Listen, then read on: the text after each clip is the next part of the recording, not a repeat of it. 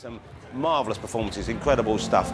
Madonna was the last performer in Knock 'Em All Dead here, and she's now just about to talk to Jo Whiley in our rock garden downstairs, so I'll hand you over to Jo with Madonna.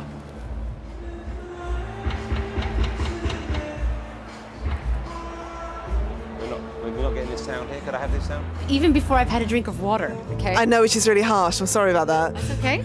Okay. Oh, I'm sorry. I think we had a problem with our sound, so I'll just ask you all over again how you are. How was it for you? I was so hyped up with the adrenaline, I don't remember it actually happened. Yeah. That's what everyone keeps saying. It's like an out-of-body experience. Yeah, it is. Yeah, it's surreal to see so many people in front of you. Yeah. Is that the biggest audience you've ever played to? Biggest audience I've ever played to, and the closest to home I've ever played. I'm pretty sure my kids could hear me singing because we live right down the street from the park. Your kids aren't here? No. Too crazy for the kids. Yeah, when you're working, you don't want them here. Yeah. So why did you decide to do this? Did you get a call from Bob? I got a letter from Bob.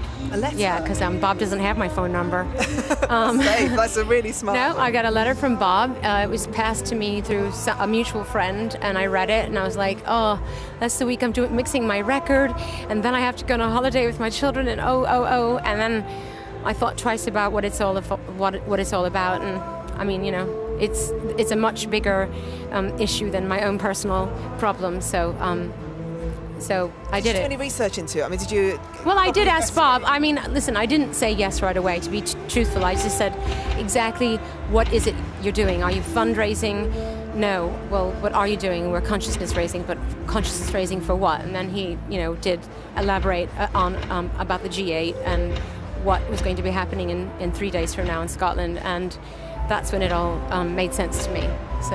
And have you ever been to Africa yourself? Have you ever? No, I've never been. Is it something you'd be interested in doing? Can you imagine that you'd be able to do it? Because I mean, Bono goes and does it with nobody knowing anything about it. Chris Martin. Yeah. I know it's difficult for you. No. I mean, it's not. I don't want to not do it because it's difficult. I mean, I would do it if the time was right, and I could really go there and affect real change, not something momentary.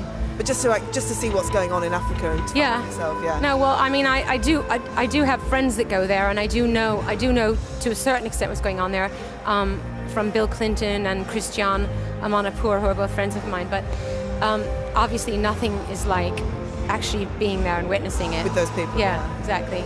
Okay. Yeah. So maybe sometime. Yeah, definitely. Okay. And do you think it's actually been successful today? Do you think it's actually successful in raising awareness? Absolutely successful in terms of raising awareness, but I think more than anything, the pressure that it's going to put on the world leaders who are meeting in 3 days to decide whether to remove debts and increase funding and change trade laws, etc., that's the most important thing, and hopefully we will have achieved that. I mean, and as far as I know, changes have already been made.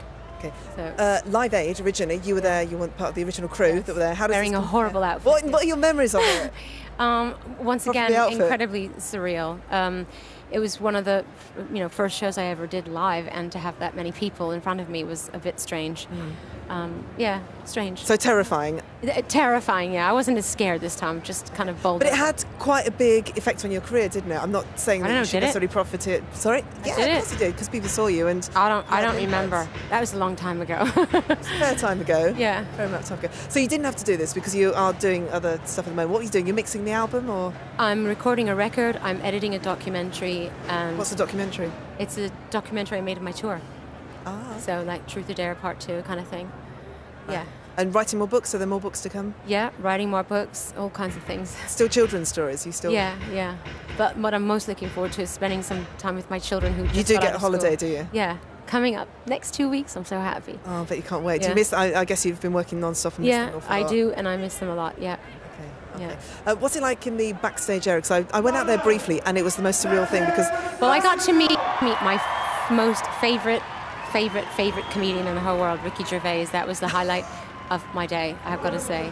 Okay. I worship him, and I told him I would sweep his floor for him if he would employ me in such a fashion, and he agreed to it, so that's cool. And what was his response? He said, "Who are you?" Good, and that's why we all love Ricky. Thank you very much, Steve, for talking to us, and well done. My pleasure. Stunning, really. Thank you very much. Okay, thank you.